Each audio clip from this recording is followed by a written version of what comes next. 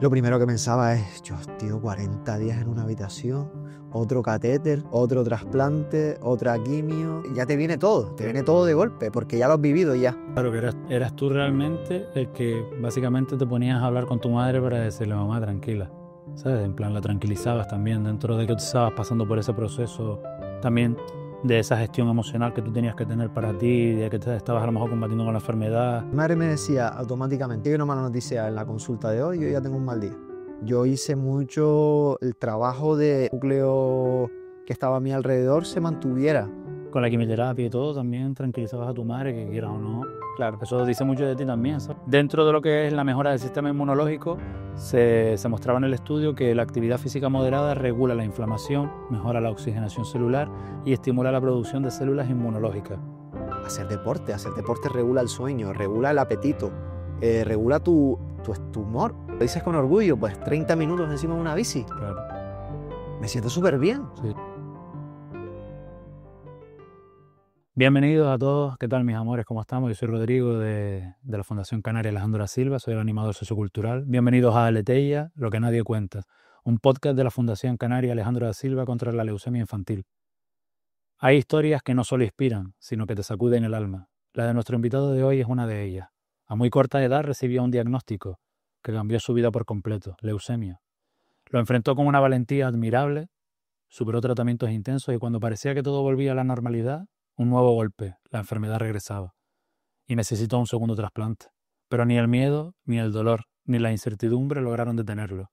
Hoy, después de un proceso largo y lleno de obstáculos, Lionel no solo ha vuelto a su vida cotidiana, sino que ha recuperado algo aún más valioso, la ilusión. Ha vuelto al deporte, a sus pasiones, a sonreír y, sobre todo, a vivir con una fuerza que contagia.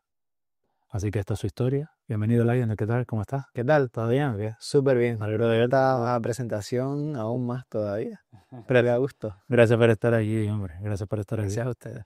Nada, te quería, para empezar, si quieres, para que la gente te vaya conociendo, esta es tu cámara, la grandota que tenemos aquí. Si quieres presentarte un poquito para que la gente te conozca, sepa quién eres y por qué estás aquí realmente.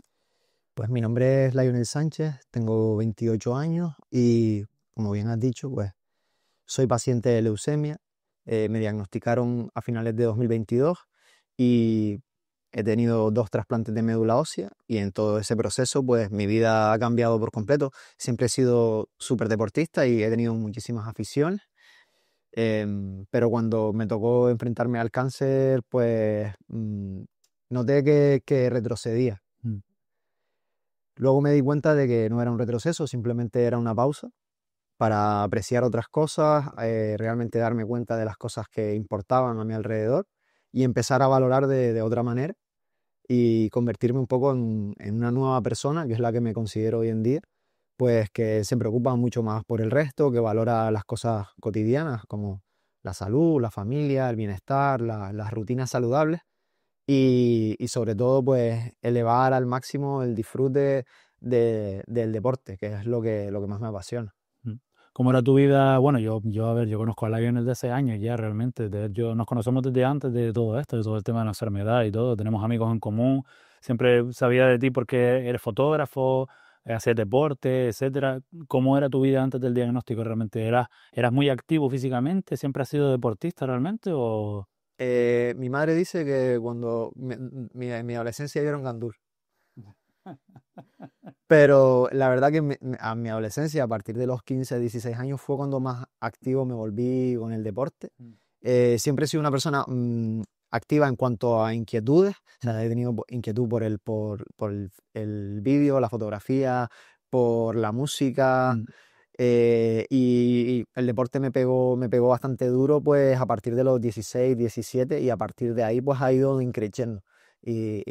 Pues esa inquietud que me genera pues la llevo a todo y he probado deportes nuevos y yo siempre digo que mi vida se compone de 3 cosas, que es la fotografía, la música y el deporte. Y como que ese triángulo es esencial. el triunvirato ese realmente, ¿no? Son las tres cabezas del triángulo. Eso es lo que siempre te ha conformado y lo que te ha hecho a ti realmente ser la persona que eres a día de hoy. Sí, Claro. como que mi identidad se refleja en esas 3 cosas y las 3 cosas conviven entre ellas Claro. y hacen la persona que soy y como que necesito de cada una de ellas para seguir sintiéndome yo. Claro, de que alguna al final forma. son tres cosas que se pueden compaginar perfectamente, porque en realidad siempre que practicas deporte puedes escuchar música, ¿no? Siempre que sacas fotografías puedes hacer fotografías relacionadas con el deporte, ¿sabes? Entonces, la edición de vídeo, la edición de cualquier montaje fotográfico que hagas usas música, entonces Sí, son sí, tres cosas que realmente no se solapan, sino que se pueden complementar la una con la otra. exacto. Y ya hablando de fotografía, por ejemplo, ya no es solo el sacar una foto, sino el visualizar un momento. O sea, oye, yo estoy viviendo esto y igual esto es interesante compartirlo, o que la gente lo entienda, o que lo viva como yo y que me entienda de esta manera. Pues eso lo hago mientras estoy haciendo deporte y esa inspiración pues viene de todo, del deporte, de la música, de la fotografía. Entonces, por eso creo que en mi cabeza las tres cosas conviven en todo Muy momento. bien, conviven. Y claro, tú eras así de esta manera, que convivías con estas tres cosas hasta que llegó la enfermedad realmente. Y fue como un antes y un después en tu vida, ¿no? Realmente.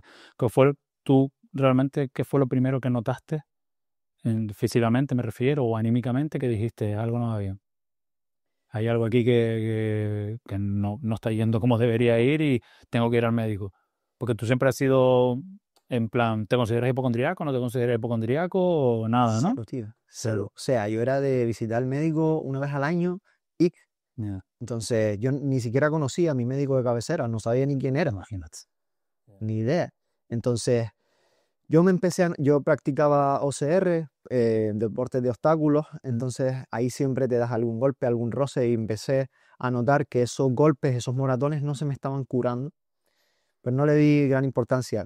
Pero con el paso de los meses sí empecé a notar un cansancio extremo, o sea, de que yo pues salía a correr y no podía correr ni 500 metros. Y eso sí me pareció súper extraño, me sentía como un anciano. Em, yo lo achaqué en un primer momento al estrés, porque estaba trabajando muchísimo, estaba estudiando, Mm. entonces yo prácticamente no paraba en casa, empataba pues del trabajo a entrenar y tal, y entonces lo achaqué todo al estrés, hasta que llegó un punto en el que el cansancio era, bro, agotador, de dolores de cabeza a diario, y ya me asusté bastante, y en octubre de 2022 decidí solicitar una analítica, y fue una analítica que al siguiente día me mandó para el hospital. Sí. O sea, que lo vieron clarísimo. O sea, Saltaron las alarmas por todos los lados. desde que vieron esa analítica los médicos del hospital, me dijeron que yo no podía estar en la calle, literalmente. Con el nivel analítico que tenía, no era seguro que yo fui al hospital sin saber lo que me iban a decir y era para quedarme ingresado porque no era seguro que yo cogiera el coche de vuelta a casa.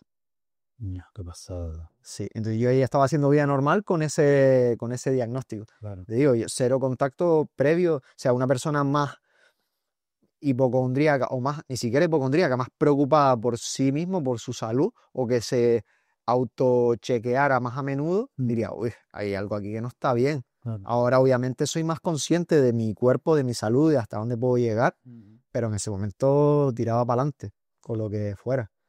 Entonces, a partir de ahí yo le recomiendo a todo el mundo que se haga una analítica una vez al año, Una vez al año, una para vez que al año por lo menos. para que se vayan testeando, ver cómo está Claro, el rollo, ¿no? Claro, exacto. exacto. Que no hay que asustarse, pero Sí, es sí, más sí. bien Tampoco hay que por salud. obsesionarse con esas cosas porque tampoco es plan, pero bueno, pero sí tener en cuenta que tiene que haber una precaución y si se puede prevenir por lo que sea, porque te empiezas a encontrar más cansado de lo normal o tal, no quiere decir que vayas a tener la enfermedad, pero oye, hacerte una analítica de vez en cuando, ¿sabes? Pues no Exacto. está mal. Por valores básicos Sí, sí, de, sí, pues lo típico, de hierro, esto, lo otro, que puedas suplementarlo lo que sea, pero claro. por salud general. Sí, sí, sí, sí. Sí, Exacto. Y ese mismo día que te quedaste ahí en el hospital, que te dijeron, no es seguro que te vayas, ¿te dieron el diagnóstico ese mismo día o no? no. Yo luego, primero que nada, me aislaron en una habitación que, claro, yo no tenía, yo no sabía lo que era la leucemia, Claro. no tenía ni idea, no sabía, no conocía los tipos de cáncer de la sangre ni nada. Me metieron en una habitación, aislado, de repente las personas que venían a cuidarme entraban con un EPI. Y para ti era Para mí como, era el claro, espacio, yo sí, estaba en el sí, sí, sí, espacio, sí, o claro. sea, era loco. Y pasaron 15 días hasta que supe de diagnóstico. 15 días, pues, de ponerme bolsa de sangre, bolsa de plaquetas, de restablecer mi analítica porque estaba súper bajito. Yo pensé que tenía una anemia grave. En mi mente era lo que pensaba. Digo, bueno, estaré un par de días ingresado y me iré a casa después de que me pongan todo esto. Pues esos par de días se convirtieron en 45 días aproximados. Ujú. porque tardaron unos 15 días, 12, 15 días en darme el diagnóstico, me pincharon en la cadera y tal, y luego empecé la quimioterapia al momento. O sea, al final fueron 40 y pico días de ingreso. ¿Cómo fue, o sea, qué pasó por tu cabeza cuando te dijeron que tenías leucemia? ¿Recuerdas la sensación? Pero primeramente no conocías lo que era la leucemia, como dices, pero ya cuando te dijeron que era un tipo de cáncer, ¿recuerdas Pues si tuviste miedo, si inseguridades, ira, tristeza, rabia? O sea, ¿recuerdas cómo fue cuando recibiste la noticia? yo creo que había tanto desconocimiento en mi cabeza que no tuve reacción. También yo reconozco que soy una persona que no soy tan reactiva a las noticias. O sea, hay gente pues que tiene la capacidad, por llamarlo de alguna forma, de echarse a llorar al momento y de Claro. reaccionar. Y yo como que me quedo muy pensativo.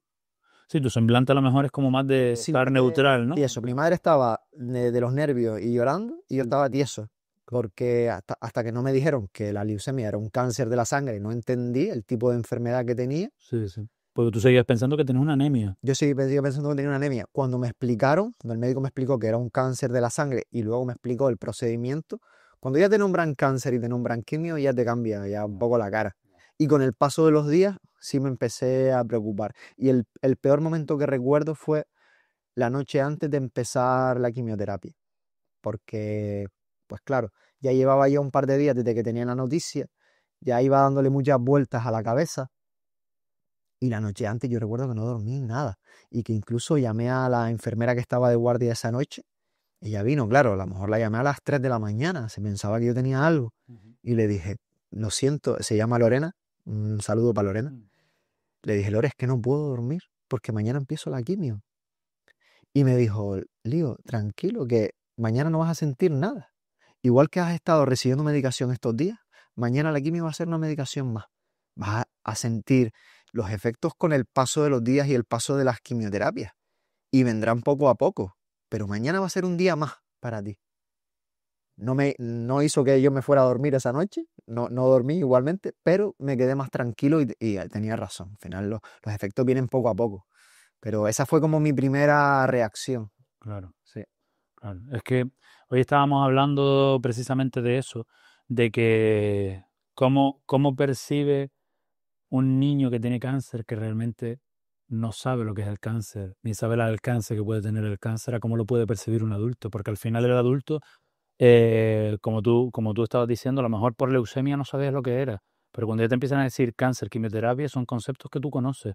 Ya. Y por personas que conoces de antes o por cosas que hayas leído o información que tengas, te puedes ir imaginando diferentes situaciones en tu cabeza, situaciones desde la más drástica hasta una situación que a lo mejor no es tan drástica, pero también puede ser complicada. Entonces, la cosa es esa, que te lo preguntaba precisamente porque quería saber cómo funcionó tu cabeza en el momento en el que te dicen las palabras cáncer y quimioterapia, porque a lo mejor tú dices, pues mira, tenía miedo justo antes de recibir la quimioterapia, menos mal que vino la enfermera y que la enfermera me dijo, no vas a sentir nada, etcétera, etcétera, todo esto, ¿no? Pero que es curioso, simplemente quería hacer la anotación de que me parece curioso porque los niños no tienen ese sentimiento. O sea, los niños por regla general, yo te lo digo porque como en el materno trato con ellos, cuando son muy pequeñitos, se les dice que tienen un bichito, que hay que luchar contra el bichito, etcétera, pero claro, los niños no entienden el alcance de la enfermedad. Sí. Y también incluso puede ser hasta más confuso en algún momento porque los niños no saben tampoco por qué les están haciendo eso. Y están en una habitación aislados 50 y pico días, 40 y pico días, sin relacionarse con el exterior, y menos mal que al menos los niños dentro de lo que cabe en el materno tienen voluntarios y tienen el equipo médico que funciona como si fueran eh, familiares. O sea, que es lo que me estaban comentando una madre que me estaba diciendo como gracias al equipo médico, porque el equipo médico del materno nos hizo mucho más liviana la estancia en el materno, ¿sabes? Porque Claro, es que claro. quieras o no, es un infierno. Sí, Y al final, claro, los padres dicen, ojalá me pudiese poner yo en el lugar de mi hijo o de mi claro, hijo. claro, Que me claro, diera a mí, que todo me lo tuvieran que hacer a mí, que no claro. solo tuvieran que hacer a mi hijo. Entonces, pero bueno, pero simplemente quería saberlo para entender cómo ha funcionado tu cabeza cuando te dieron la noticia. Pero bueno, pero claro, cada uno reacciona a su manera. Sí, es que es tan subjetivo, o sea, por eso digo, cada uno tiene la capacidad para reaccionar de una forma o de otra. Yo la verdad que soy como muy Y a veces es como juega en mi contra porque es como me dicen algo o bueno o malo. Pues parece Y que me no quedo te emociona por nada. voy a empezar a jugar póker, ¿sabes? Voy a empezar a jugar póker porque me va a venir. Pero es curioso, y justo en una conversación hace muy poco hablamos de esto, de los niños, o sea, de contar la verdad a los niños. Y salió el tema de que siempre hay que contarle la verdad a los niños con ciertas palabras, pero hay que contárselas de forma en la que, pues, no ser totalmente figurativo para no asustarlos, pero tampoco dejarlos que ellos se imaginen lo que puede tener o no. Porque Claro. a veces lo que ellos se puedan imaginar puede ser peor que lo que tú le estás ocultando. Claro. Sí, los padres por regla general, yo por lo que he hablado con ellos, son muy a la fantástica, es decir, de cuando los niños son pequeñitos, de incluso pintárselos como que es un cuento, ¿sabes? Es decir, de a lo mejor tienes que luchar contra un dragón, tienes que hacer esto, tienes que hacer lo otro. Y es súper bonito realmente como los padres se lo ocurran a pesar de que los padres están pasando por el momento más duro de sus vidas.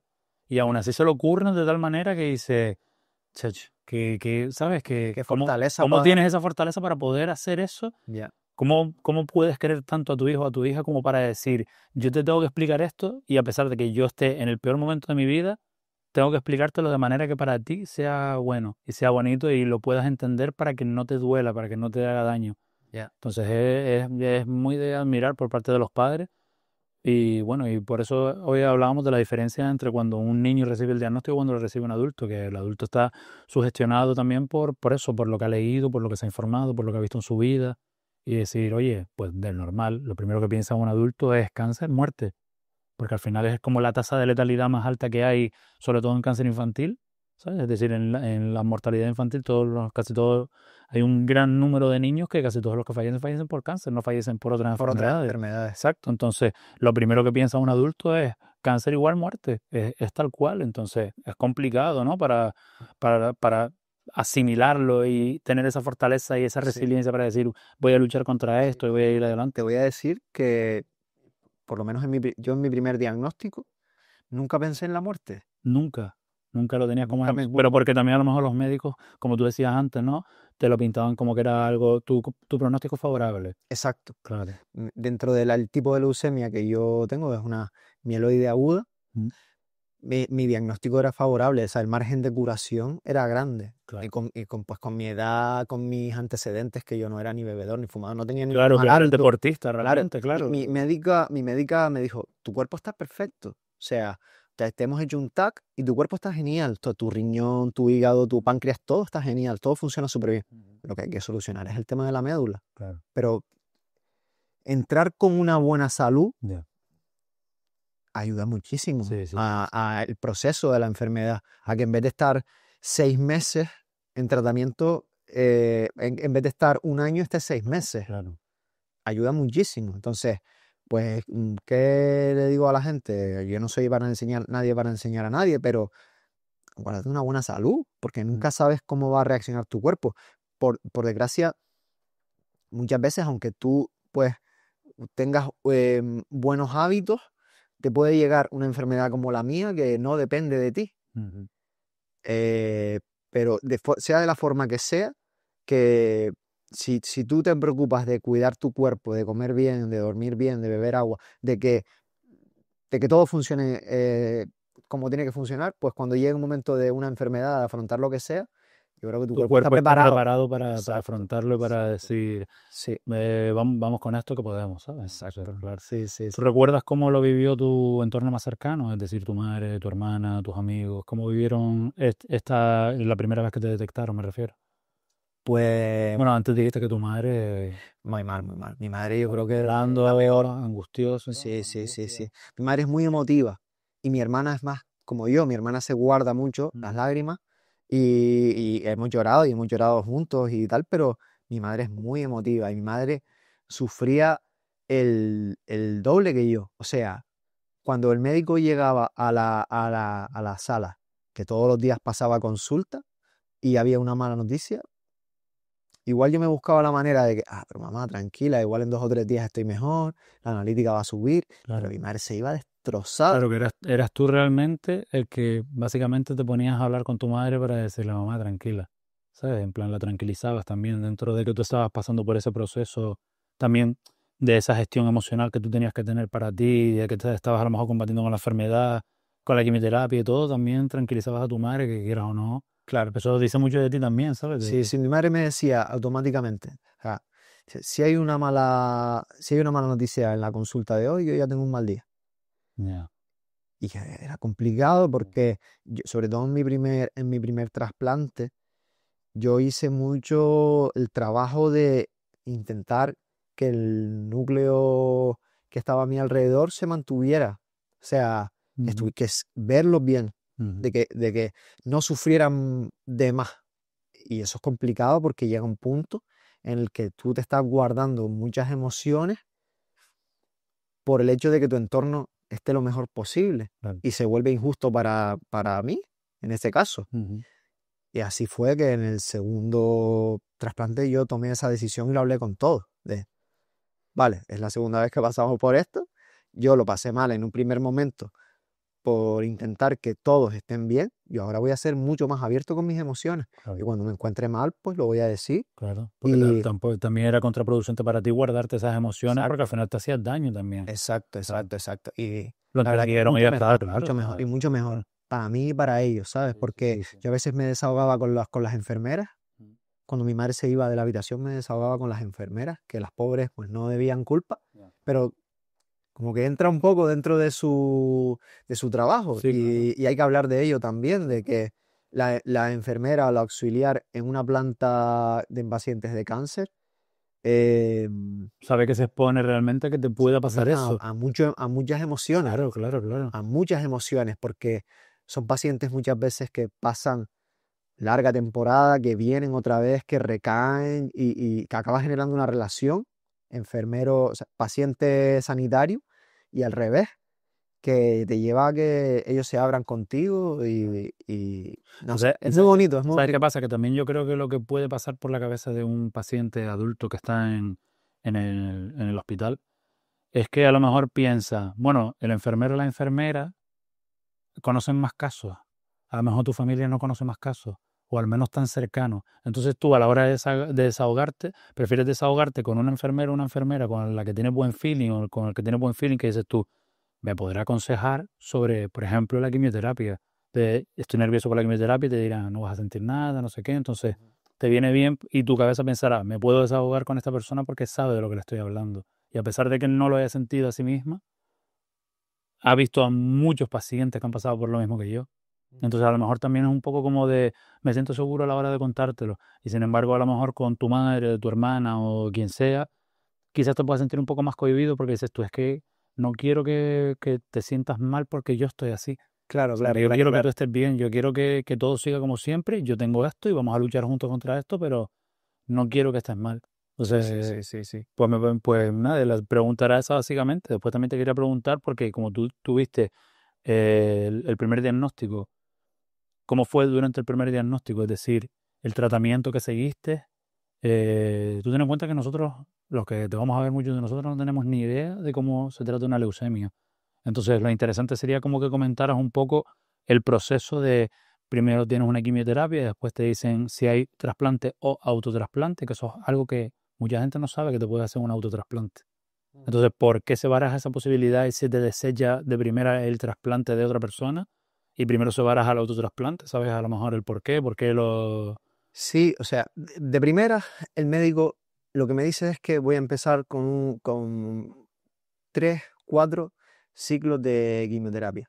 Los ciclos de quimioterapia se, se, se dividen en 27, 30 días, en los que se dice que tú tienes 7 días de quimio ininterrumpida.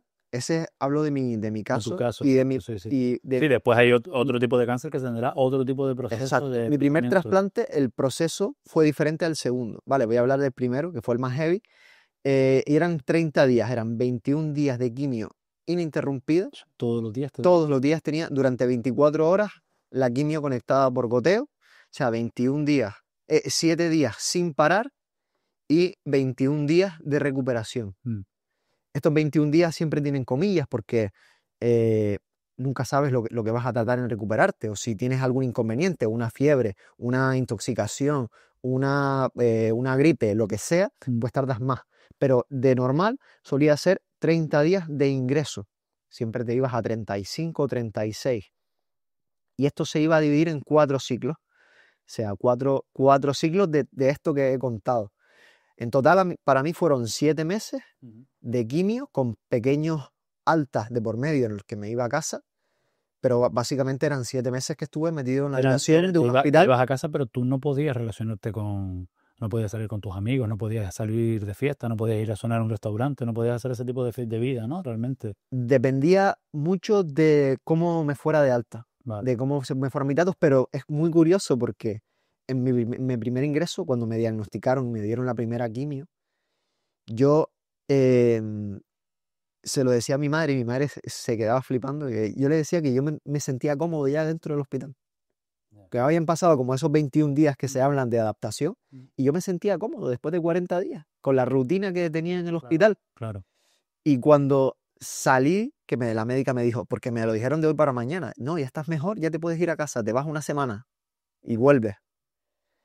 Yo me fui y prácticamente no salí de mi casa. Cuando me fui de alta, salí muy poco. Y es que hasta sentir el aire en la cara me resultaba súper extraño. Claro. Y cuando volví para el segundo ciclo, la médica pues me preguntó, oye, ¿qué tal? ¿Cómo lo pasaste de alta? Y le dije, pues mira, en mi casa. Salí alguna vez, muy poco, pero en mi casa. Dice, ¿en serio que te damos una semana y tú te lo pegas en casa? Cuando vas a volver a un aislamiento de 40 días. Yeah. Entonces, al final la cabeza, ya luego ya pues aprendes y te tomas más la libertad y sobre todo desconectas la cabeza porque vivir con el pensamiento de que te puedes contagiar de algo es horroroso. Es horroroso. Bueno, nos hicieron lo mismo con el COVID. Realmente cuando fue la época del COVID, sea, estábamos todos alarmadísimos, dándonos el codo, intentando todo el mundo no acercarnos a los demás y entramos en un estado de pánico realmente a nivel generalizado que fue horrible. Entonces me imagino que tu cabeza pasó por un proceso similar, es decir, cuando te dieron el alta del primer ciclo, tú te fuiste a casa y tú dijiste, no voy a salir de casa, pero no, entiendo que es por esa especie de incertidumbre, de miedo de decir, me puedo contagiar y puede ser peor para mí, ¿no? O sea que... Totalmente. Y yo estaba a lo mejor estaba sin mascarilla porque en mi casa estaba mi madre y mi hermana, pero de repente venía una visita y yo ya mascarilla. O iba a algún sitio y veía a más de 3 personas seguidas y ya me ponía la mascarilla. Y era como todo el rato en tensión. O si me voy a sentar en un restaurante a comer, pues a ver cuánta gente hay al lado, que no estén fumando, que no sé qué. Sí. Entonces, como yo vives Sí, acostumbrado a la libertad.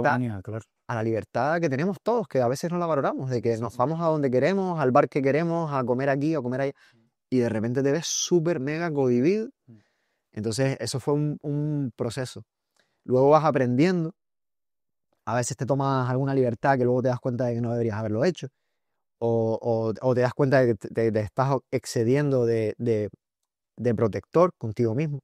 Pero vamos, que es un proceso todo eso. ¿Y la quimioterapia cómo la sentiste? Es decir, a pesar de que antes dijiste que el primer día de quimioterapia te dijo la enfermera que no vas a sentir nada, yo recuerdo ver stories tuyas de lo que te pasaba de la reacción a la quimioterapia.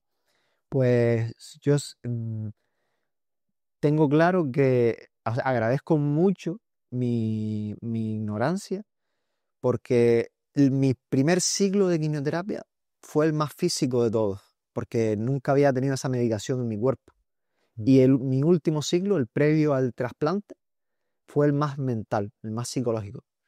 El primer ciclo, yo nunca había tenido esa medicación en mi cuerpo y mi cuerpo reaccionó por todos lados. O sea, tuve todos los síntomas habidos y por haber, desde diarrea a estreñimiento en 3 días de diferencia. Y pasando por un montón de reacciones en la piel, hasta el punto de que me salieron bolsas en toda la piel, fiebres de 39 y medio, día sí, día también. Lo de las llagas en la boca, ¿no? Te salieron llagas, me acuerdo también, que estuviste como una pasta, ¿no? Que te ponías en la boca o algo, ¿era? Sí, te mandaban como un líquido, o sea, Sí, todo, sí. todo, pero mentalmente estaba muy fresco, porque pues acababa de ingresar, no tenía ni idea de lo que me pasaba. Y eso es algo que juega, en mi caso jugaba a mi favor, Claro. de que tú no sabes cómo te vas a encontrar mañana o cómo puede reaccionar tu cuerpo. Empiezan a surgirte cosas y la papa tallando. Yo ahí estaba todavía muy fresco. Después, pues pasas por 7 meses en los que ya estás harto de ingresar, Claro. estás harto de los procedimientos, de que pues de todo, de las fiebres, de Tu verte débil, cuerpo también estaba pidiéndote un tiempo muerto, porque tu cuerpo está ya estás cohibido. pillado totalmente de toda esa quimio que te meten en el cuerpo. Exacto. Y mi quimio pretrasplante, que encima se dice que es de las quimios más duras porque tienes que vaciar tu médula. Sí, tiene que bajar todo, me parece, ¿no? Todos los niveles bajan a cero para poder hacerte el trasplante, si no me equivoco, ¿no? Exacto. Antes no lo nombré. O sea, yo pasé por todos los 4 siglos que me había nombrado el médico sin nombrar el trasplante. O sea, en, en mi caso, y yo quiero pensar que a nivel general, se habla mucho a corto plazo. Ujú, O sea, no te puedo decir cómo vamos a estar dentro de 6 meses, lío. claro, Porque esto es un proceso en el que los médicos te ven día tras día y día tras día se hacen ajustes en tu medicación claro. y cambios porque vas evolucionando o vas involucionando. Entonces, puede llegar al trasplante en 6 meses o puede llegar en un año, depende. Entonces, no se me nombraba el trasplante hasta justo antes de que eso sucediera. Cuando ya llevaba 3 siglos de quimioterapia, pues ya la médica se sentó conmigo y me explicó todo el trasplante. Me dijo que en la situación en la que yo estaba, que era bastante buena, em, querían acceder al trasplante autólogo. Mi hermana, ya se sabía que mi hermana era compatible al 50%, entonces mi médula era apta en ese momento para probar ese tipo de trasplante, Claro. porque con mi hermana en principio pues no iba a ser Sí, 100% seguro, sí, porque el trasplante siempre tiene que ser un 100% se intenta. claro. O lo más cercano al 100, pues un 98, 97, ¿no? Pero, Exacto, claro. lo Y la ideal, primera opción siempre es buscar a los hermanos. En el caso exacto, porque dentro del árbol genealógico, pues mi hermana y yo descendemos de los mismos padre y madre, y es como la donante ideal por tipo sanguíneo. claro. Mi padre, mi madre y mi hermana, pues mi madre y mi padre daban un 50%, como debería ser lógico, Sí, pero la cosa es que mi hermana también daba un 50%, claro. entonces no llegaba. Y antes de irse con un anónimo, con un donante anónimo, que pues, suele ser como la otra opción, pues probar un trasplante autólogo que suele funcionar muy bien Ujú. y además es menos doloroso o molesto, se dice, que Es menos, que con menos una- invasivo realmente, ¿no? Claro, y las secuelas que te puede dejar un trasplante autólogo realmente no son tan heavy como las que te puede dar un trasplante de un anónimo, como dices tú, porque tampoco sabes cómo se ha tratado esa persona, cómo ha sido su vida, qué ha comido, qué ha bebido, si se ha dado, ¿sabes? Que me imagino que eso hay un estudio previo antes de decir, oye, este trasplante se puede aprobar o no para saber si la médula de esa persona está correcta para poder donarla, ¿no? Exacto. Pero me imagino que por eso, por lo que nacen después también tanta sintomatología cuando hay un trasplante de anónimo, porque al final es el cuerpo de otra persona, con la vida de otra persona, con las cosas de otra persona, que se la están implantando a alguien que no tiene nada que ver. Entonces, por eso Claro, la reacción del cuerpo en ese primer instante es como explosiva, ¿no? sí, sí, sobre todo porque hay un proceso de asimilación. O sea, la diferencia más grande es que yo he vivido las dos partes, es que tu cuerpo está recibiendo algo externo. Sin embargo, cuando hablamos de anónimo, está recibiendo una médula externa de otra persona y como tú dices, pues Ujú. todo es diferente. Claro. Aunque nuestro grupo sanguíneo sea igual y nuestro código, nuestro DNI de la sangre sea el mismo, es un cuerpo diferente. Entonces, esa asimilación de la médula es lo que duele. Claro. Sin embargo, en un autólogo, un autotrasplante, lo que te hacen es, te dan una quimio super heavy, te vacían tu médula de lo bueno y de lo malo. eh, y luego, pues te han congelado células madre previamente que son tuyas Ujú. y te las injertan. Claro. Y así Para funciona. que esas células madre vayan combatiendo contra las células que en ese momento están causando la infección en la sangre. Exacto. Y se reproduzcan. O sea, esas células madre buenas, pues se reproduzcan y Claro. crezca una médula sana. Exacto. En mi caso, pues eso no funcionó. Y como dije, esa última quimioterapia previa a mi primer trasplante fue la más dura porque el cansancio mental de verme otra vez tantos días en el hospital con ese tipo de quimioterapia, que además, en mi caso, la quimio previa a trasplante, pues no era solamente un tipo de quimio. Yo llevaba 7 meses recibiendo citarabina y aquí me dieron 3 tipos de quimioterapia en 7 días, en 6 días, 7 días. 3 tipos de quimioterapia diferentes que cada una tiene sus síntomas. Claro. O sea, eso Sin ya yo ni, fue yo un, ya no un sabía ni cómo cóctel me molotov sentía. dentro de tu cuerpo. Totalmente, o sea, ya es que mi cuerpo cambiaba en horas Claro. y lo pasé muy mal. Y sobre todo el cansancio mental, yo creo que lo pasé muy mal. Y además entré como en un momento, tuve como 2 días o 3 días en los que yo creo que nunca había llorado tanto y nunca había estado tan sensible a todo, Claro, claro. hasta el nivel de que ahora lo pienso y me río, pero yo veía, solo podía ver en la tele documentales Era lo único que te daba paz, ¿no? de ballenas, de animales, Mm. porque desde que veía una escena de acción o sangre o lo que sea, como que todo lo relacionaba a mí. Ya. Y bueno, por una medicación que me pusieron que iba unida al trasplante, pues empecé como tuve un punto de paranoia, porque tuve una medicación que era para inhibir los ataques epilépticos. Vale, Nunca había tenido esa medicación, vale. pero mi padre y mi tío han tenido bastantes ataques epilépticos. ¿Era un quepra o algo de eso? Quepra. Era quepra. Yo tenía quepra. No quiero asustar a nadie, el quepra.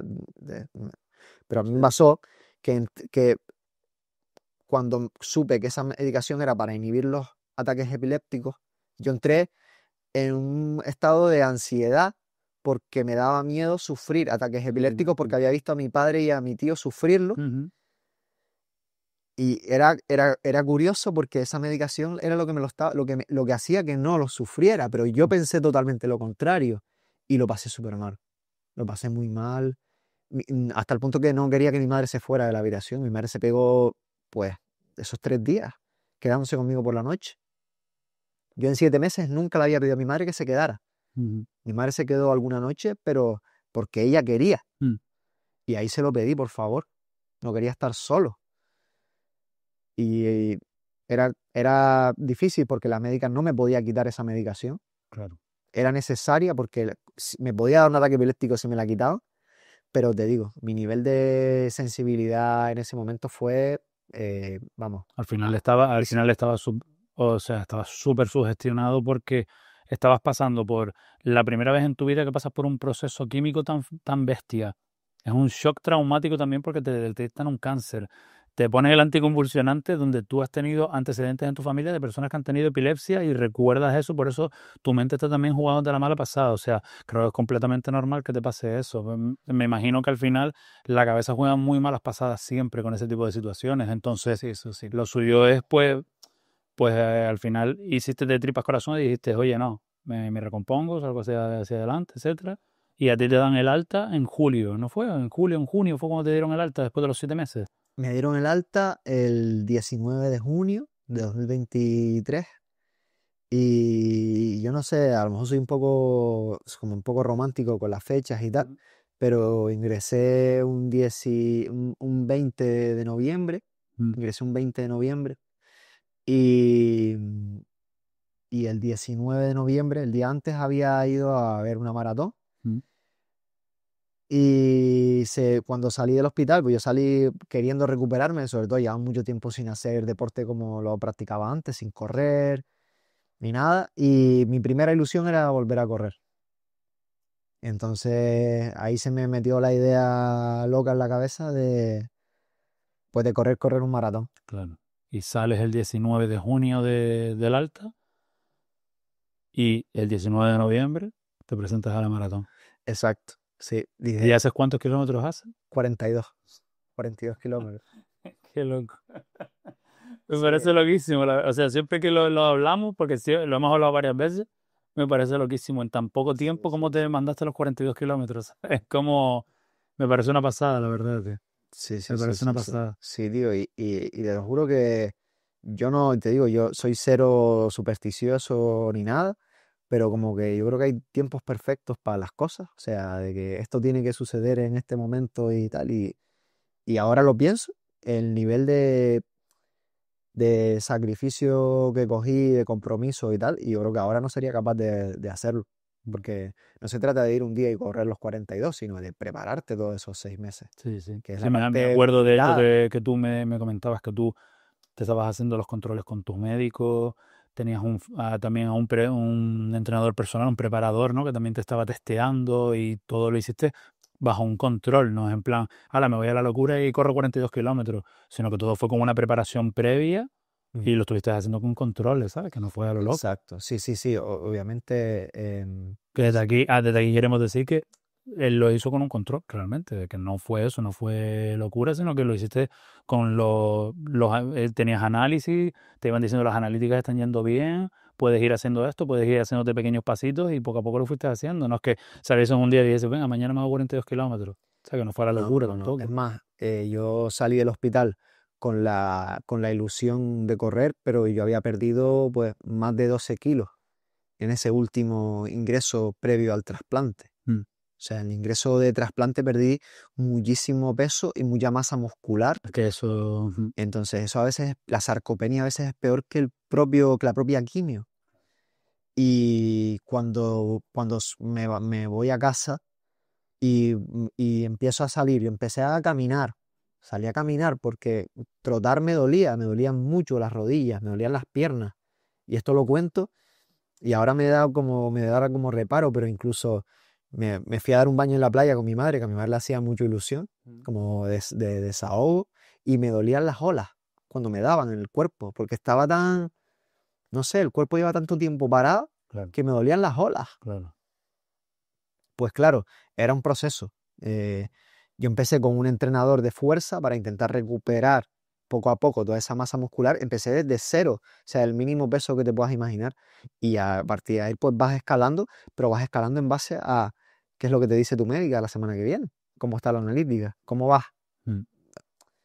Entonces todo sí siempre desde un control, y de que se puede hacer algo así, sí, pero no recomiendo a nadie que lo haga por su cuenta, sino de que tenga un profesional al lado, tanto a nivel médico como a nivel deportivo, que te acompañe y que vaya viendo, o sea, que hay una viabilidad. Sí, que te vaya testeando y diciendo, ¿es prudente hacerlo? No es prudente hacerlo, claro. Que no sea una locura. Exacto. Y cubrir todos los posibles imprevistos que se puedan dar Sí, sí. de cara a que eso suceda, porque crucé la meta, ¿sabes?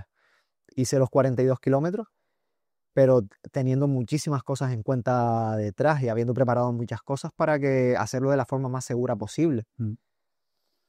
Y eso fue el 19 de noviembre cuando hiciste la carrera. ¿Cuándo fue el momento de la recaída? ¿Te acuerdas? Y recuerdo que incluso hablamos tú y yo por teléfono el día después de que te dieran la noticia. Pues Yo no recuerdo el día exacto tampoco, Lionel, pero yo no recuerdo el día exacto, pero sé que fue en marzo, al final de marzo de 2024. Yo corro la maratón en noviembre de 2023. Luego pues ahí ya estaba hecho en toro y sigo corriendo muchísimo. tengo un par de carreras más de ellos fuera de la isla, ¿no? Me Exacto, parece. O sea sí. que- Y me planteé como reto de 2024 era hacer las 5 medias maratones de España, Ujú. las importantes, que son Madrid, Barcelona, San Sebastián, Valencia y Sevilla. Yo empecé, pues corrí Sevilla en enero, corrí Barcelona en febrero y en marzo me diagnostican. Voy un día normal a una consulta normal, yo súper tranquilo. Eso te iba a decir, no tenías ninguna sensación en el cuerpo, ni por un momento se te pasó por la cabeza decir, estoy mal, nada. Nada, era una analítica más con una consulta más. Yo ya ahí estaba pues en un proceso totalmente diferente. Ya estaba recibiendo la vacunación, que es como la última parte de los chequeos médicos, Ujú. que ya empiezas a recibir las vacunas. Cuando recibes un trasplante de médula ósea, pierdes toda la vacunación que te has hecho de niño. Claro. Entonces tienes que empezar de cero. Pues yo estaba con mi calendario de vacunas, yendo a vacunarme, el médico me veía, me hacía analítica y tal. Yo iba súper tranquilo. Y de repente cuando llego a la consulta, pues la cara de la médica era un cuadro. O sea, ella se atragantaba para hablar y yo, claro, pues no entendía nada y me explicó lo de la recaída. Y ahí sí que yo y ahí era muy consciente de todo. Claro. Ya no es la misma, el mismo semblante de la primera vez, sino que aquí ya sabías lo que había. Yo ahí, pues, lo primero que pensaba es, yo, tío, 40 días en una habitación, otro catéter, otro trasplante, otra quimio, las fiebres, no sé, ya te viene todo, te Claro, viene todo de golpe, porque ya lo has vivido ya. claro. La gente, y encima la gente lo que recibes a tu alrededor es tranquilo, que ya lo has superado, tú ya lo has hecho una segunda vez, tú puedes con ello, ya lo hiciste una vez, tal, tal, tal, tal, tal, tal. Y yo pensaba, pero es que yo no quiero vivirlo otra vez. Ya, me acuerdo de esa conversación. Me acuerdo de esa conversación perfectamente que tuvimos tú y yo. Yo no quiero vivir esto otra vez. Sí, sí, sí. Que sí, que yo no estoy, o sea, no estoy diciendo que no se pueda hacer. Yo lo sé que lo puedo hacer, pero yo sentí que la gente me estaba mintiendo a mi alrededor. Ya, ya. Y me sentí que todo el mundo todos eran impostores a mi alrededor porque me estaban diciendo a lo mejor lo que ellos creían que yo necesitaba, pero lo que necesitaba es que fueran honestos conmigo y que me dijeran que lo que estaba pasando era M, una M, Ya, ya, una ya. mierda. Sí, sí, sí. Porque es la realidad. Y ahí fue como un aprendizaje para mí también de, hecho, tío, es necesario decir las cosas como son. Y eso no significa que algo esté que las cosas vayan a ir mal o que estemos siendo pesimistas, sino a llamar las cosas por su nombre. Y a partir de ahí seguimos adelante. Pero de sufrir los momentos que hay que sufrirlos, yo ahí en ese momento necesitaba sufrir y aterrizar y darme cuenta de que lo que estaba pasando era lo peor. Y lo pasé muy mal. O sea, tuve meses en los que todavía pues no me lo creía. Por suerte, pues obviamente haces el ejercicio de hablar con todo el mundo, con tu familia, con tus amigos y explicarles de que no, el mensaje no puede ser el mismo que en la primera vez, Ya, porque no me estaba funcionando, no me estaba aportando nada. claro. Ahí todo el mundo se queda como congelado, ya hay gente incluso que no sabe cómo ayudarte y es normal. O sea, y esto es difícil porque yo creo que los pacientes se sienten muy incomprendidos. Claro, muy solitarios también en muchas ocasiones. Claro, porque a veces le estamos pidiendo a la persona que nos cuida cosas que ellos o ellas no saben cómo darnos. Claro, Y es que esa persona no está sufriendo lo que hemos sufrido nosotros ya. y no lo están viviendo en primera persona, entonces en cierto modo es injusto pedirles que vean las cosas como tú las estás viendo. Sí, que empaticen contigo, que se pongan en tu piel, no lo Sobre todo pueden hacer. en todo momento es muy difícil Ya, porque no lo están viviendo. claro. Pedirles eso es egoísta por parte del paciente. Sí, sí. Pero una vez hice eso, la verdad que pues mi entorno es muy bueno. Como te digo, pues dentro del optimismo que tengo, soy muy afortunado porque mi diagnóstico siempre fue favorable. Ujú.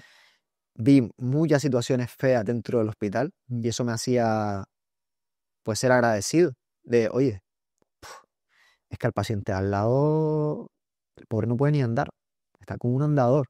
Claro.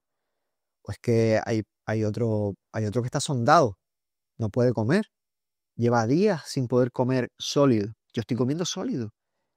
Habrá otro paciente que no puede ni bañarse solo. Yo me baño solo. Ya. Entonces empiezas a ser muy agradecido con lo que tú estás viviendo. Y dentro de lo malo, pues, si yo me viese que no puedo andar, que no me puedo bañar solo, que me tienen que dar de comer o que estoy sondado, pues igual sería mucho más pesimista. Claro. Pero por suerte todo eso no se dio. Y todo eso, ver que todo alrededor, yo siempre me veía mejor que los pacientes con los que compartía pasillo, pues me hacía sentirme bien. Claro. En este caso, volviendo a la recaída, aquí sí pensé en la muerte, porque ya dices, tío, es que voy a una segunda vez. O sea, esto no es una broma, no es algo que, venga, es que al final, haber terminado una maratón le da como un final feliz a todo Mm. y como que lo encuadernas. Dice, yo lo pasé esto que fue malo, que fue duro y terminé bien. Y eso como queda como algo idílico en tu cabeza Claro. y cuando te llega una recaída, piensas, mierda, tío, Ya. ¿y ahora? Después de todo lo que he conseguido de aquí para atrás, de haber hecho ¿sabes? De hacer este hito triunfal, ¿no? De hacer esta cosa que es la maratón y que me vuelva a pasar esto otra vez, tu cabeza tiene que estar a 1000 por hora, pensando en millones de cosas que no tenían nada que ver con la recaída, precisamente porque fuiste sin esperar que te dijesen eso, sino que fuiste a una revisión normal y corriente y cuando te hablan de eso, ¿pensaste en rendirte alguna vez realmente? Cuando te dieron lo de la recaída. Eh, Por tu cabeza pasó en algún momento decir, mira, que te pase lo que te va a pasar y paso. sí, tuve bastantes conversaciones con Lucía, con la psicóloga de la fundación, y aprovecho para agradecer a la Fundación Alejandro da Silva porque me ha ayudado en todo el proceso. E igual que hablo súper bien de los sanitarios, hablo de la fundación y de la gran labor que hacen. Y Lucía me ayudó muchísimo y yo se lo decía a ella en esas sesiones de psicología, es que parece que no merecí, que no, que todo lo que ha hecho, que todo lo que he hecho, pues practicar mucho deporte. Yo, al fin y al cabo, hacía todo lo que el médico me decía, parece que nada Ya, ha merecido la pena. ya. Como que da igual que lo hagas bien o mal, Mm. que te puede ir mal también. Sí, sí, sí.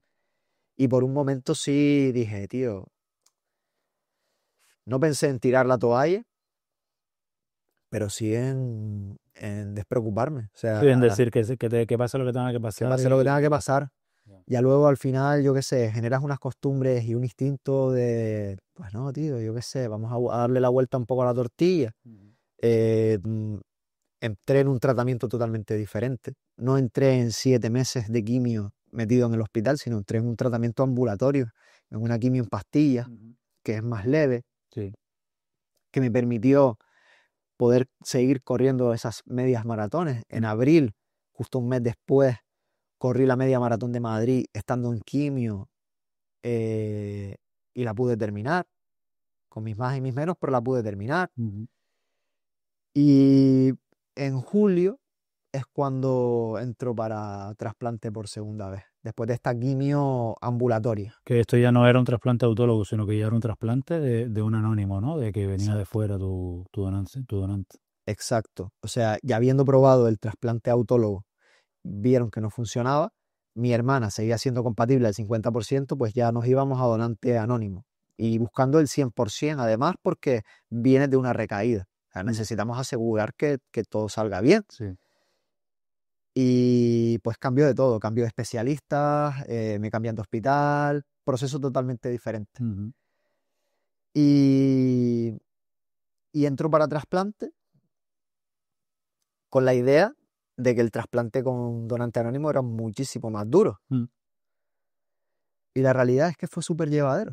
O sea, yo creo que esto es una conclusión mía, pero ya no es la propia quimio de trasplante, sino que en el primer trasplante es verdad que era autólogo y se supone que es más leve, pero yo venía de 7 meses de quimio ininterrumpida por vena. Y eso, quieras o no, merma mucho tu cuerpo. Sin embargo, en esta última, pues de marzo hasta julio estuve con una quimio en pastillas, pero yo físicamente estaba mucho mejor y mentalmente también, porque estaba en mi casa. Y no es lo mismo estar en tu casa y hacer tu vida normal, de poder ir al gimnasio, de poder salir, que estar 7 meses en una habitación. Yo entré al trasplante con donante mucho más fresco, físicamente y mentalmente. Claro. Y este- pero sí fue un proceso, esos meses de quimio ambulatoria, fue un proceso complicado porque nunca sabes cuándo va a aparecer el donante. Claro. Puede tardar un mes o pueden tardar 6 meses. Sí, lo que se supone, lo que siempre hablamos, según las estadísticas, se supone que son 27 días hasta que consigues un donante, pero nunca son 27 días. Es muy rara la ocasión en que en 27 días se encuentre tu donante y ya tengas a tu donante para hacerte el trasplante. De normal, siempre tarda bastante más, porque no solo contigo, sino con más pacientes que han estado con nosotros, nos han reportado lo mismo, de que hay veces que no aparece un donante hasta muchos meses más tarde. De ahí la importancia de que este podcast y todo el contenido que se hace en este canal de YouTube es precisamente para buscar donantes potenciales, porque la gente que va a ver este tipo de contenido son gente joven, ya que este contenido lo vamos a estar publicitando por YouTube, por TikTok, por Instagram, y es donde está la gente joven, que lo suyo, lo ideal es que sean entre 18 y 40 años, que es lo que se supone que es las edades comprendidas que la médula está en perfectas condiciones para ser trasplantada. Exacto. Entonces, precisamente por eso es tan importante donar médula, que también después haremos una pequeña conclusión al final, pero, pero es curioso que no te haya afectado lo mismo, y es verdad que la quimio al ser ambulatoria, o sea, los 7 meses que pasaste en el primer proceso no tienen para nada que ver con cómo lo pasaste en la segunda vez antes del trasplante. Es decir, la primera fue como tú dijiste, tu cuerpo nunca había experimentado esos cambios tan drásticos con esa medicación y parece ser que con la quimio oral no era tan bestia como lo primero, pero tu cuerpo como que ya estaba como más, asimilaba un poco mejor la quimio, ¿no? Realmente. Entonces, y todo Sí, eso fue antes del trasplante. exacto, sí. Yo creo que es eso, que pues influyó un poco el que es una quimio oral, no es tan dura como una quimio por vena y que ya yo creo que mi cuerpo un poco pues conocía los efectos y tal. Aún así me mandó a urgencias un par de veces, pero la quimio oral, que hay que tener cuidado, ¿sabes? Con ella y seguir las indicaciones del médico, pero que es mucho más llevadero, obviamente, y estás en casa, o sea, los niveles de estrés que tienes, comes lo que tú quieres, es diferente, es muy diferente. Y te digo, el trasplante con donante anónimo fue muy llevadero, o sea, me habían nombrado muchísimos efectos. Sí, la asimilación, lo que hablábamos antes, la asimilación de la donación de médula de un anónimo, para ti fue bastante más llevadera de lo que esperabas por Exacto, lo que te pensabas que podría haber sido. sí. Para mí lo peor realmente, incluso ya habiendo sufrido el trasplante y la recuperación, lo peor es la espera. O sea, lo peor es esperar por un donante, Claro. porque cuando ya tú tienes un donante, tú tienes una esperanza y tú entras al hospital con una motivación de que vale, que vas a sufrir. Obviamente, la quimio no es agradable y ya la quimio del trasplante sí es dura y vas a sufrir, pero sabes que es un mes de sufrimiento. Ya. Sin embargo, el no saber cuándo te puede llegar un donante, el vivir con la incertidumbre Claro. es De si matador. llegará a tiempo, no llegará a tiempo para... Claro, Y entre tanto que tú estabas esperando, tus médicos te iban diciendo que de momento estabas en un estable, estaban cayendo, a veces estabas cayendo los niveles ¿sabes? De defensa, de inmunidad estaban siendo más bajos, estaban siendo más altos, habían altibajos entre... sí.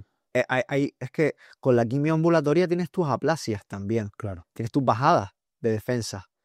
¿Qué pasa? Que como estás en casa y tú sigues haciendo cosas, pues a lo mejor no lo notas igual. Ujú. Y ahí me mandó para urgencias 2 veces, con fiebre o con una vez una infección de la boca.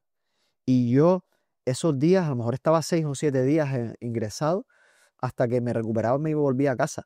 Pero eran súper frustrantes porque pensaba, "Chao, eh, esta quimio me está mandando para urgencias con fiebres, con infecciones, con no sé qué.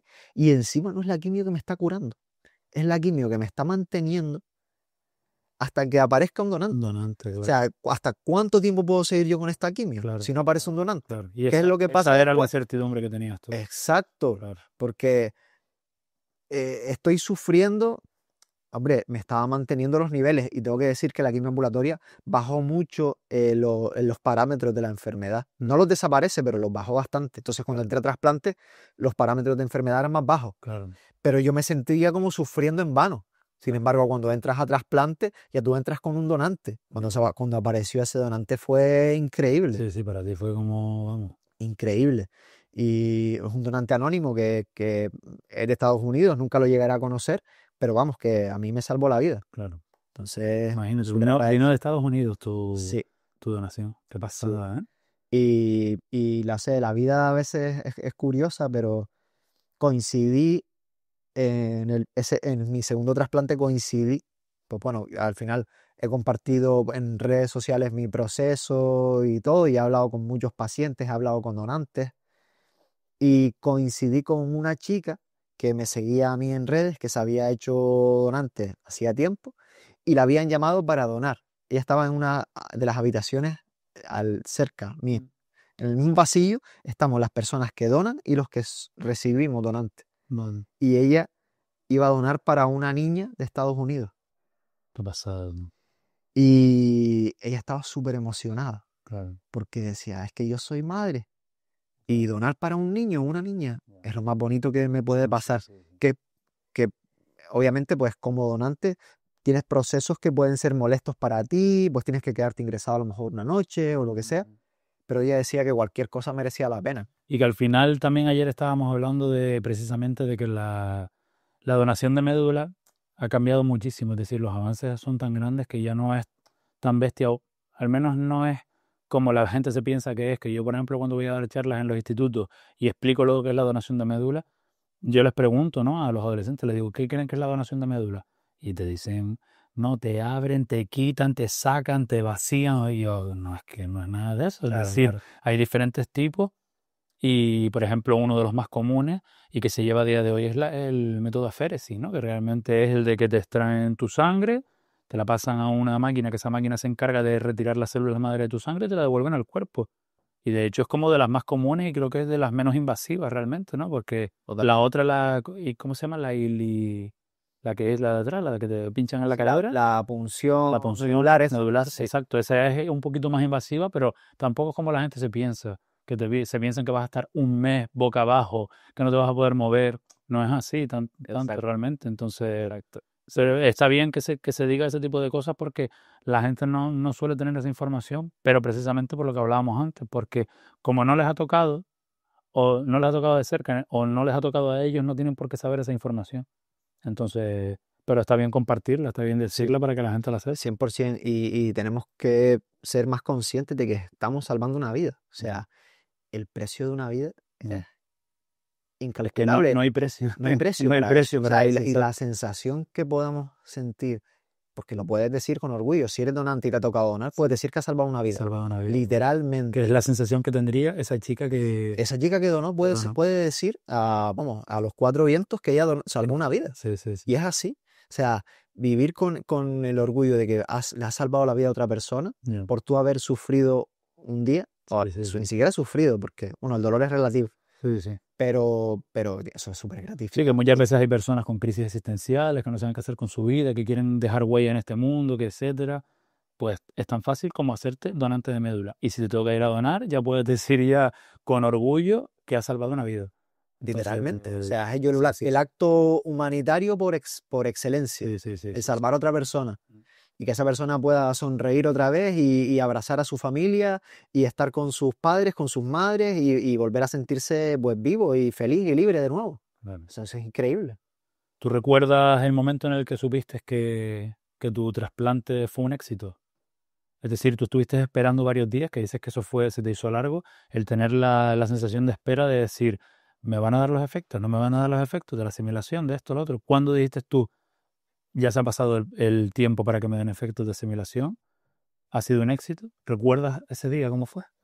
Pues cuando ingresas para trasplante, ingresas con un calendario, con un calendario negativo. O sea, te van diciendo los días que faltan para tu trasplante. Normalmente ingresas como en el -7. Entonces vas -7, -6, -5, hasta que llega el día 0, que es el día de tu trasplante de médula. Todos los días negativos estás recibiendo quimio. Y cuando llegas el día 0, hay veces que te dan alguna quimio a posterior. Probablemente el día 0 es cuando empiezas a sufrir los efectos. Y a partir de ese día 0, los efectos pueden aparecer en un margen de 100 días. Es muy extraño que más allá de los 100 días pueda aparecer alguna sorpresa. Claro. Entonces, los efectos van apareciendo poco a poco y la asimilación de la médula, en el caso de un donante anónimo, es muy lenta. O sea, se habla como de quimerismo. El quimerismo, cuando te hacen tus analíticas, tus consultas, aparece el porcentaje de médula tuya y médula del donante. Yo casi siempre he estado en un quimerismo del 100%, que significa que lo que aparece es la médula del donante. Y eso es súper bueno. Entonces, yo ya a partir del día 60 estaba muy tranquilo. Cuando ya hacía 2 meses que había salido del hospital, estaba muy tranquilo porque la analítica estaba saliendo muy bien, los parámetros normales, quimerismo de 100%. O sea, ya a partir de ahí ya respiraste y ya dijiste, mira, fue un éxito. No ha habido grandes complicaciones, todo ha salido bien y a la segunda va la vencida, como quien dice. Claro. O sea, me gustaría hablar un poquito también de la importancia del deporte en la enfermedad, que lo hemos comentado durante la entrevista, pero quiero decirte algunos datos que he visto en internet. Y hay un estudio que se hizo en 2021 en pediátricos en Fronteras, Frontiers in Pediatrics, es que yo mi inglés es muy mal, pero bueno. Concluyó que habían niños con leucemia que hacían actividad física adaptada y que esos niños que hacían esa actividad física presentaban una mejor recuperación inmunológica, menos efectos secundarios y mayor bienestar emocional. Dentro de lo que es la mejora del sistema inmunológico, se mostraba en el estudio que la actividad física moderada regula la inflamación, mejora la oxigenación celular y estimula la producción de células inmunológicas. Los estudios también han demostrado que pacientes oncológicos que se mantienen activos tienen menos infecciones y complicaciones post-tratamiento. También recuperan la fuerza muscular y la energía. El ejercicio, incluso caminar o hacer yoga, acelera la recuperación física. Te mejora también la salud mental y emocional. El deporte reduce el estrés, la ansiedad y la depresión, comunes después de tratamientos largos de lo que hablábamos antes, tratamientos que son de 40 días de aislamiento, etc. Liberas endorfinas y da una sensación de control sobre el propio cuerpo. Y hay un estudio también que muestra que los sobrevivientes activos reportan mejor calidad de vida y autoestima. Y sobre todo, algo que me parece que es súper importante, sobre todo en los niños, es la reintegración social. Que a través del deporte, volver a entrenar o hacer deporte en grupo ayuda a reconectar con las amistades, a sentirse parte de algo que muchos niños cuando entran en ese proceso de aislamiento se ven como solitarios y les cuesta tanto volver a conectar con su grupo de amigos, con su cole, con su... Y el formar parte de un deporte y estar en un grupo, en algo de equipo, lo que sea, te hace sentirte parte de algo. Porque te han sacado totalmente de lo que era tu vida como niño, te han sacado de tu cole, te han sacado de tu grupo de amigos. Entonces tienes que volver a sentirte parte. Y también te rompe el aislamiento social que muchas veces te da la enfermedad. Entonces, con todo esto, del 1 al 10, ¿cuánto recomiendas que las personas que estén pasando por un proceso de quimio, un proceso oncológico, oncohematológico, hagan deporte? ¿Del 1 al 10? Un 11, ¿no? Un 11, obviamente. Un 11 porque, o sea, un sentimiento que yo tuve cuando ingresé por primera vez y me explicaron todos los procesos y empecé a sufrir los efectos de la quimio es, ¿qué puedo hacer? Yo no puedo hacer nada porque esto es una enfermedad de la sangre. Directamente no puedes hacer mucho. Te puedes sentir indefenso en un primer momento porque parece que todo depende de la medicación y de la quimioterapia y de que eso haga efecto y tal. Pero realmente tú te das cuenta de que empiezas a no dormir bien, empiezas a perder apetito, empiezas a estar de mal humor porque estás en una habitación durante un montón de días. O sea, ahí sí puedes tomar medidas. Y dentro de los márgenes que tu médico te dé, pues hacer deporte. Hacer deporte regula el sueño, regula el apetito, regula tu humor. O sea, te cambia el humor por completo, el control sobre el cuerpo que tú hablas, pues te empoderas. Pues dices, yo sí, yo he podido aguantar hoy, lo dices con orgullo, pues 30 minutos encima de una bici. Claro. Me siento súper bien. Sí. Y es que 24 horas aislado, y si 30 minutos de bici pueden cambiar 23 horas y media, que es lo que resta a tu día, y hace que ya te sientas activo y te sientas realizado, pues obviamente hay que hacerlo. Siempre dentro de los márgenes que el médico te permita. Sí, pero todo con un control. Todo con un control, pero obviamente que sí. O sea, y al principio lo hacía por mí, pero me refiero que ya me he dado cuenta de que sí que ayuda. No te va a curar el deporte, pero sí que indirectamente te ayuda muchísimo, mejora muchísimo el cómo afrontas la enfermedad y sobre todo para la cabeza. ¿Sabes? Que yo pienso que la cabeza es el 80% del trabajo. A mí me ha parecido muy interesante también cómo tus amistades te han seguido siempre hasta los puntos hasta los que han hecho la maratón contigo. ¿Sabes? Siempre han estado contigo porque tu grupo de amigos que siempre, que desde el momento en el que te diagnosticaron, ellos lo normalizaron, estaban contigo, te apoyaban y demás. Y cuando tú decidiste presentarte a esa maratón, iban a entrenar contigo, se presentaron a la maratón contigo. Entonces, el formar parte de ese algo, porque al final tú, esos 7 meses que estuviste durante el primer proceso, lo pasaste solo realmente. Y tus amigos estaban contigo y te preguntaban y te podían ir a ver cuando podían. Y cada vez que tú tenías un momentito para ir a entrenar, ellos iban contigo, te apoyaban. Entonces eso es algo que también te ha traído, ya no solo la amistad, sino el deporte también. Sí. O sea, por eso nombro todo el rato que he sido muy afortunado por el entorno, tanto familiar como de amistades, por mi diagnóstico. O sea, todo a mi alrededor estaba muy bien. Y al igual que hablo que es importante entrar a una cosa así con un estado de salud muy bueno, pues nombro también el entorno. O sea, si tenemos un entorno saludable a nuestro alrededor, cualquier situación que aparezca en nuestra vida va a ir muchísimo mejor, siempre. Si tienes amistades que están contigo por envidia o por interés o por lo que sea, pues en ese momento no van a estar. Y la verdad que soy súper afortunado porque era así, incluso pues videollamadas, día sí, día también. Algunos si podía se colaba por el pasillo del hospital y me traía algo de comer o lo que sea, o si no podían entrar, pues ahí, hasta asomarse al parking del hospital y ponerse con la linterna del móvil.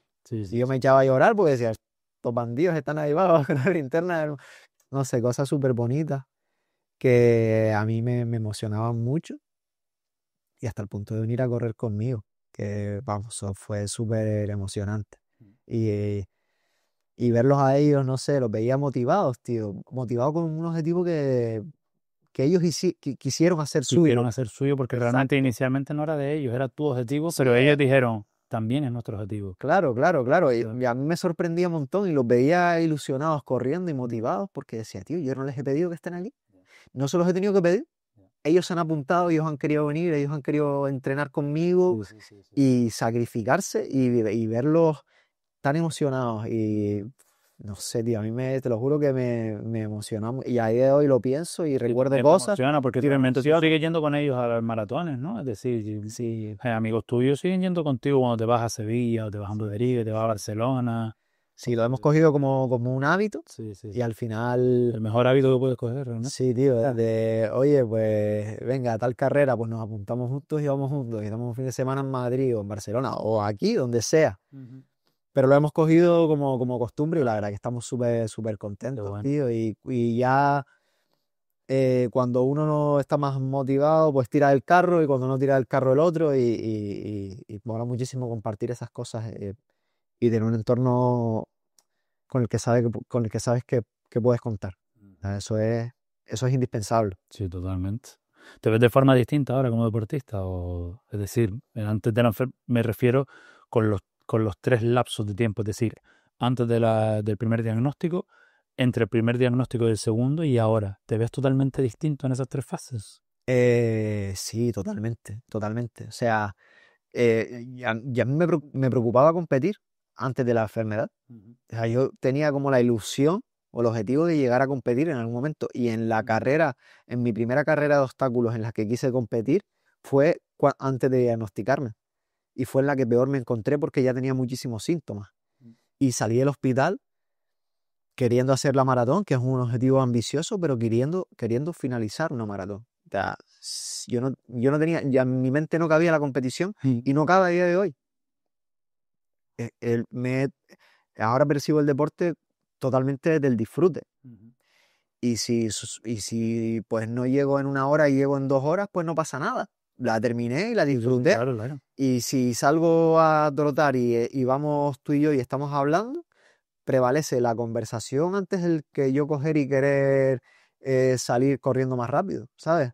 Es una visión totalmente diferente. Claro. Y como que para mí prevalece mucho más lo que hay alrededor del deporte que el deporte en sí. O sea, que te ha dejado una gran enseñanza a ti en tu vida personal realmente, como para adaptarla también a tu entorno deportivo, ¿no? Por así decirlo. O sea, Totalmente, porque, eh, y esto es algo muy bueno del deporte, y es que normalmente, pues, la gente que se mueve alrededor del deporte son gente, pues, eso, pues, igual que yo, pues, gente sana, preocupada por su salud, con buenos hábitos, y al final yo creo que lo que generas a tu alrededor es lo que tú eres. O claro. sea, si yo tengo a gente alrededor, pues, que todos son fumadores, pues, igual siento la necesidad de fumar en algún momento, Sí, sí, sí.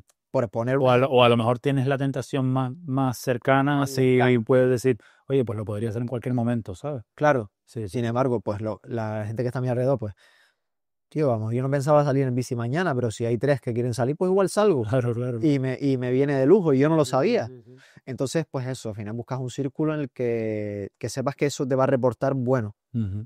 Y sí, totalmente. O sea, estoy súper, te digo, súper agradecido con todo con cómo se han dado las cosas y en lo que me he convertido. ¿Tienes alguna meta deportiva, Lion? En plan, ¿tienes algo ahora mismo en la cabeza que dices tú, mi sueño ahora mismo es hacer esto?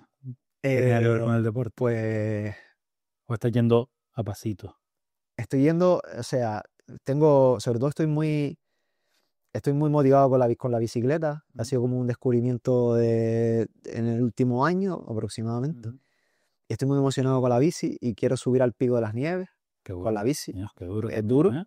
Desde Telde, ¿no? Entiendo. Exacto, es uno de los puertos más duros de Europa, sobre todo subir por Cazadores, de Caldera Los Marteles y tal, es de lo más duro. Es durísimo eso. Pero En coche durísimo me. imagínate, yo tengo que meter segundos para subir, pero es como un objetivo que tengo a largo plazo, vale, voy a ir preparándolo, voy a ir entrenando poco a poco, voy a ir fortaleciendo y tal, y un par de carreritas más, pero vamos, que eso es como lo principal que me gustaría coronar de aquí a lo mejor a final de año. Qué bueno. Sí. Qué bueno. Sí. Pues, tío, la verdad que yo espero que sí, que lo consigas, porque de verdad que todo lo que te he visto hacer en este tiempo lo has conseguido realmente y yo confío plenamente en ti. Tú sabes que nosotros desde la Fundación también te tenemos especial cariño, porque ya no solo porque hayas estado con nosotros y siempre hayas tenido una buena predisposición, sino porque también vemos los valores que tienes. Siempre nos aprovechamos un poco de que tú tienes esa labia, tienes esas habilidades comunicativas para poder trasladarlas a que la gente la entienda. Algo tan complicado como puede ser una leucemia o un tratamiento oncohematológico, lo puedes trasladar de una manera sencilla para que la gente que no lo sepa lo pueda entender. Y eso, quieras o no, es un puntazo y es un don, es un talento que tienes realmente. Así que te doy las gracias por estar hoy en la entrevista. Y lo último que me gustaría decirte es que, como te dije antes, esa cámara es tuya. Si quieres hacer alguna reflexión final o quieres dejar algo para que la gente se quede reflexiva, se quede pensando en algo, si quieres hacer alguna propuesta de la donación de médula, lo que tú quieras. La cámara es tuya y tú despides la entrevista y sin problema. Qué bueno. Bueno, primero que nada agradecerles a ustedes por la labor que hacen.